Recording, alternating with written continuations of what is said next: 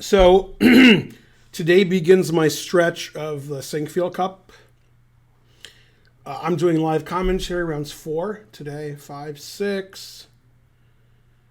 Oh, I guess, yeah, then there's a rest day, I guess. Huh, I'm getting confused. They're not having a rest day before round 6? I thought I was doing the 20, 21st, 22nd. Now the schedule confuses me because I'm supposed to do the 25th and the 26th. 26 is a week from now. They've already played 3 games. There's only 9 games. What? All right, I don't know. Anyway, I was told I'm doing the 20th, 21st, 22nd, 25th, and 26th.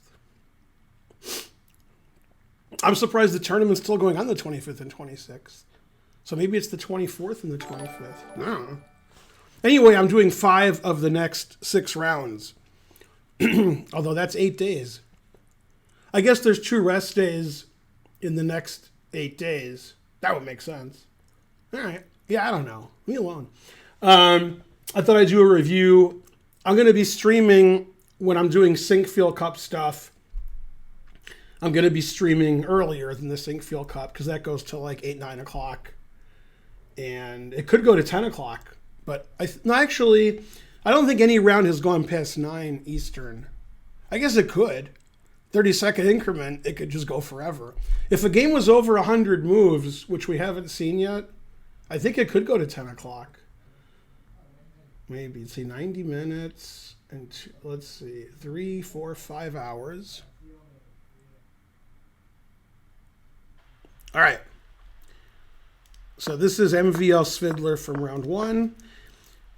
Now, they both play the Grunfeld, so, you know, it would have been nice if it went knight c3, d5. They could have switched chairs. But MVL played h4, which I'm not, I'll never understand that move. The reason I don't understand it is if white played h5 at any point, I would understand it. And white never plays h5. So I don't understand h4 at all. I don't get it. He did play h5 on move 18, so I'll give him that. But, all right. Yeah, I don't understand. Yeah. So Svidler, when he faces h4, I guess doesn't play the Grunfeld anymore. Because, you know, in the Grunfeld, if this knight takes on d5, then okay, it makes sense. So he's just leaving his knight on f6, and he's saying h4 doesn't make any sense. In the King's Indian, then he makes it a Benoni, and then he makes it Benko-esque. So it's a Benko gambit where white gets knight c3 and e4 and without any trouble. Often they play e3 then e4, but he has h4, which I guess he considers bad, right? Yeah. a6. Hooray, it's Karen. And so forth. I think I'm at my chair's too low. What happened? Oh. I don't like the color. Yeah, it looks good. It's too. I gotta fix my chair, and it zoomed in All too right. much. Yeah. Can you zoom it out? Maybe it's weird. It's weird. What's weird? It just looks different than usual. Yeah, it looks fine. Right. I don't know what you want me to do. I'm not sure because there's something weird about it. Yeah, it was just good. I liked everything. Okay. I'm gonna say it. Yeah, I don't know. Looked fine. Yeah. Saturation is a bit much. Yeah, the saturation. I'd turn it Okay. down. That's the first thing I'd start with. All right. And then I can adjust the lights. I don't think that can be done. That light's too bright back there. Saturation's at 128. I made it 88. Now I'll go wash down. That's probably fine. Just proceed. We didn't mean to interrupt your important stuff. Now you look human, change it back. He said he was kidding about the saturation. Oh, I think you turned it down too much, but I don't know what's wrong with it. Now it doesn't look like you have high blood pressure. Yeah, you look too much. I don't like anything about it. Okay, what should I do? I don't know. I guess put it back, but it's just not gonna look good today. I can't fix it. Oh, looks fine. Okay. As long as you're happy. Put it back to 128? Yeah. All right. Or 100. 100? That's not 128. All right. All right. Should be fine. This guy said 99's better. It's true. Alright. Well, let's see. I'm sitting there. What are you going over? The Sinquefield Cup games? Yeah. Yeah. Cool. Alright, sorry. Kind of. Okay, so yeah, in this position, if he takes with a knight, then his pawn's attacked here. So he takes with a pawn. Yeah, and then he plays a4. So white's a tempo up in like an e3 King's Indian. But he's played h4 as the idea. Now I don't agree with what Svidler's doing. I don't know why he wants to be a pawn down. Benko Gambit's not very popular at the higher levels because black probably doesn't have enough compensation. Okay, so like this is like a theoretical position, except white's pawn is on h2, and white has like white's a tempo ahead here. 600 centidues, thank you. So for example, if we played a regular Benko Gambit and white played the e3 line from 40 years ago, it was very popular, especially in the US. And then let's say black makes these moves. Got to make some moves. Right. And this isn't a very testing line, and everybody thinks this is good for white. So after e3, black usually doesn't play the usual normal Benko way. Plays e6 early or plays something tricky. And if white plays h4 here, and bishop e2, two moves, then, I got to like white. h4 is not that bad. It's not great. But okay. So, yeah. All right. So cb5 here. All right. And bishop d2 defends the rook because it's possible after taking, he might want to take with the pawn. If he takes with the knight, then his e-pawn's hanging. And then if he takes with the pawn and the bishop's on c1, then you'd lose your rook. So bishop d2 protects the rook and develops the bishop. Possibly later in the game, white can play bishop c3 and get rid of this nice bishop. Also, it makes queen a5, not very interesting because the bishop is here. Okay, takes. Thanks for the 500 centidues. We still haven't had a train. Boo, boo. Knight bd7, knight f3. I mean, to me, this is just a really good Benko for white. So when white plays h4 on move 3, that can't be good. So, black should punish it. And I think the last time h4 got punished really badly was Fedoseev versus Carlsen. And Fedoseev's pawn was here the rest of the game in the World Cup. Okay, takes. And this is just a good Benko for white. Okay, and he wants to trade queens, and he'll have a passed a pawn on a6, which is pretty dangerous. So he played knight e8 to play knight c7, and he opens up his bishop. Rook a1, king f8. That's actually fine because sometimes white plays bishop g5 attacking this. And if they trade queens, black's king is better, going towards the queen side. Finally, he plays h5. Knight c7. He retreats his queen. And the engine doesn't like retreating the queen to a4. It thinks that white has some advantage after taking this. And what's funny is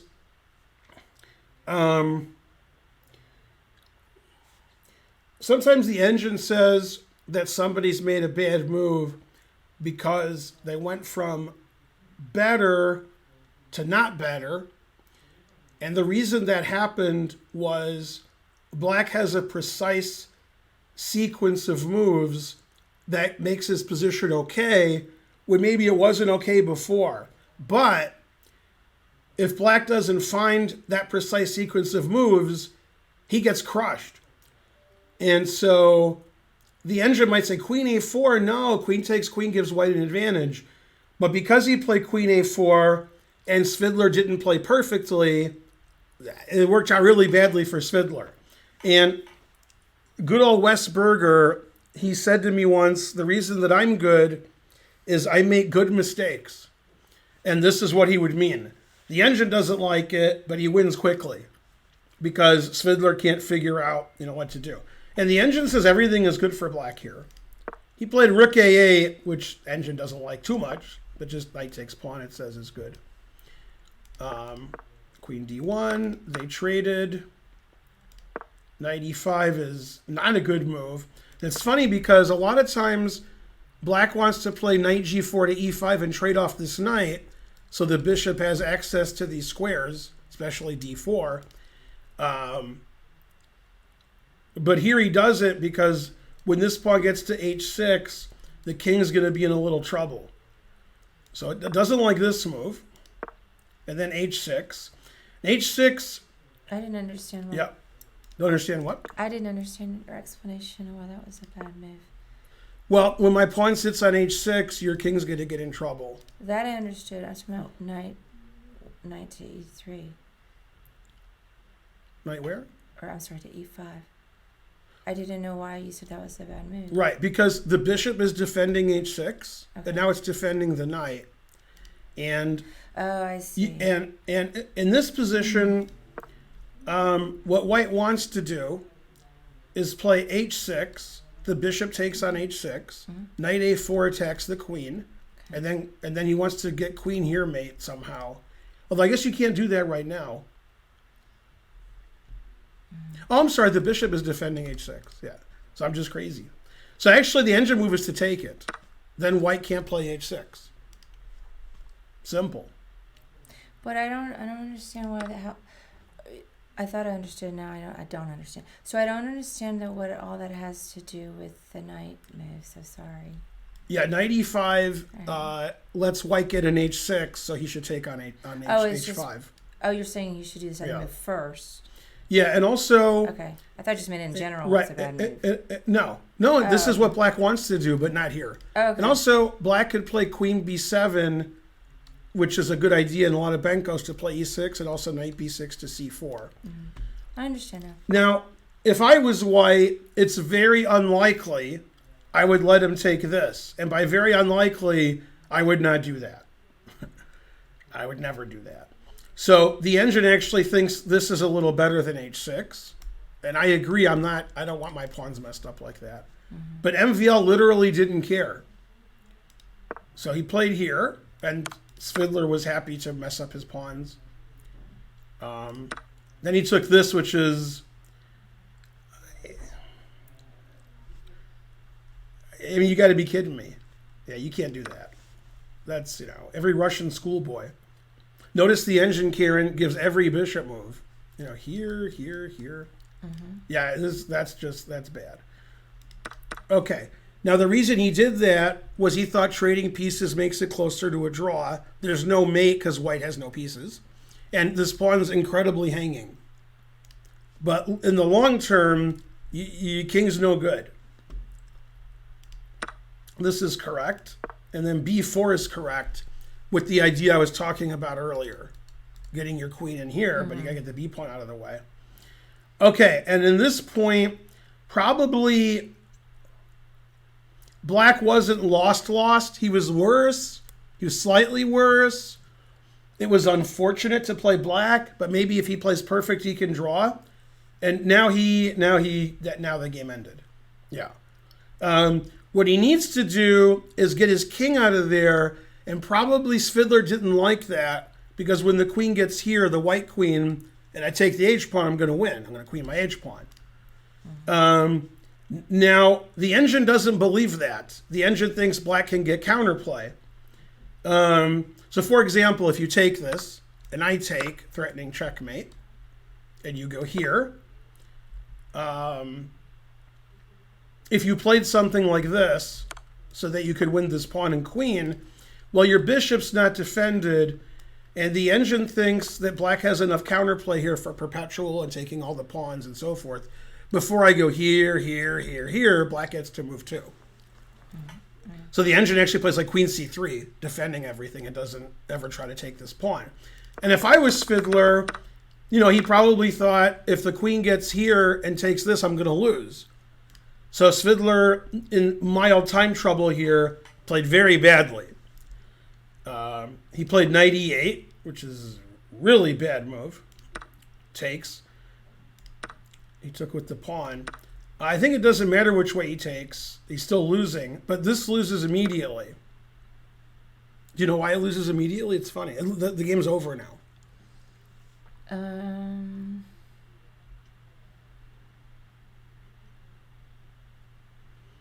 If you ever write a book on clearance sacrifices, this should be on the cover. Yeah, I don't know. So you want to go mate. All right. But your bishop's in the way. Oh, yeah. So you go here. Then you're threatening that. And that's the end of that. And that's very similar to a game that I've shown on stream before from about 15 years ago. It was one of my best tricks like that. Now, can I remember the game? No, but that's not stopping me from showing it to you. Let's see. I think here.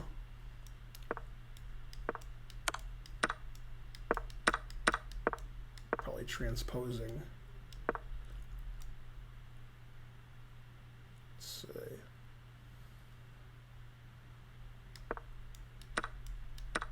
Yeah, I'm definitely transposing. Well, I played knight f3 this game. I didn't play knight e2. Yeah, I think this is right.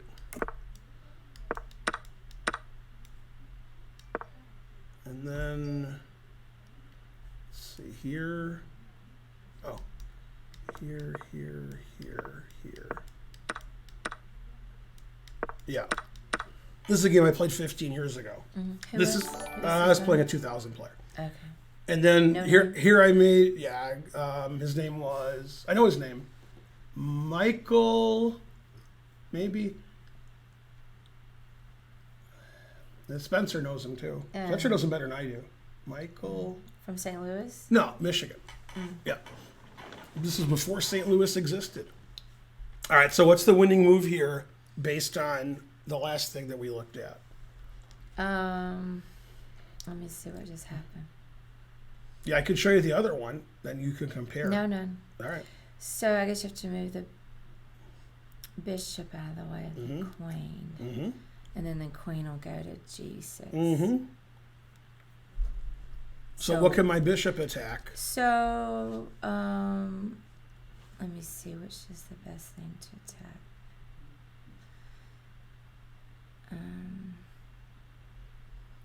I guess the other bishop. Mm-hmm. Yeah. So what move? Bishop a6. Right. He didn't see bishop a6, so he collapsed, and I won the game very quickly. Oh. But actually, I think he played here, I played here, and he resigned. But if he goes here, here, b5, right? Mm-hmm. Yeah. That's what he should have done. Queen takes, you can't do that because this pawn's hanging. But if you take with the bishop, with the rook I mean, then the pawn's defended. Yeah. Now I'm still barely winning here. I have to play a4, and he has to take on my bishop because otherwise my bishop gets out. Then I take on b5, and he has to go... Well, if he does this, I have the Zwischenzug of the century.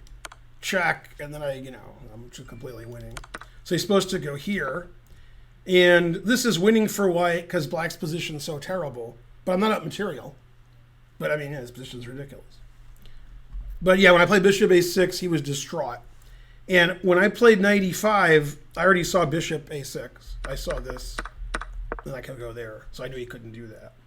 Then when I played, he was like, no.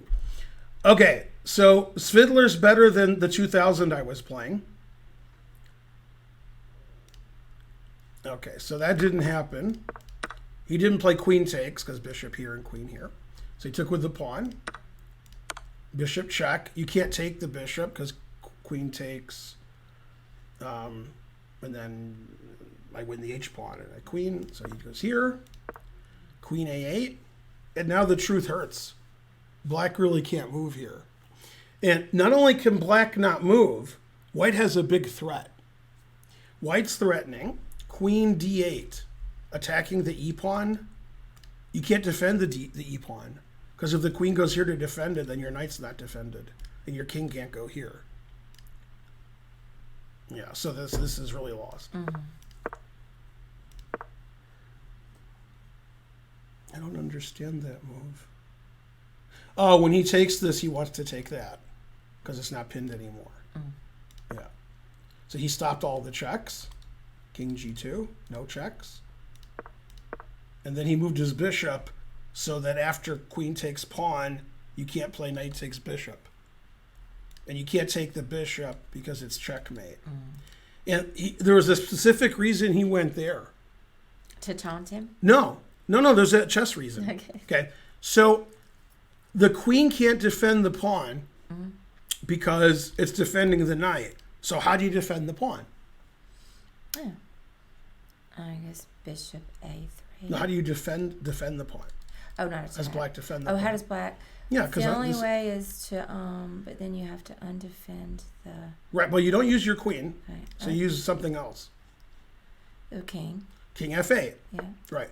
And that's why he played bishop b2 instead of any other square, because as you said, bishop a3. Oh, he's gonna attack it. Yeah. Yeah, and then that's it. Now you can't defend anything. If you play here, then here, and you're too young to see this. Yeah. So that was very nice because, I like the way he played king g2, so there's no checks ever. Then he, beat him. Thanks, Wolf Ben. Go Patrick Wolf.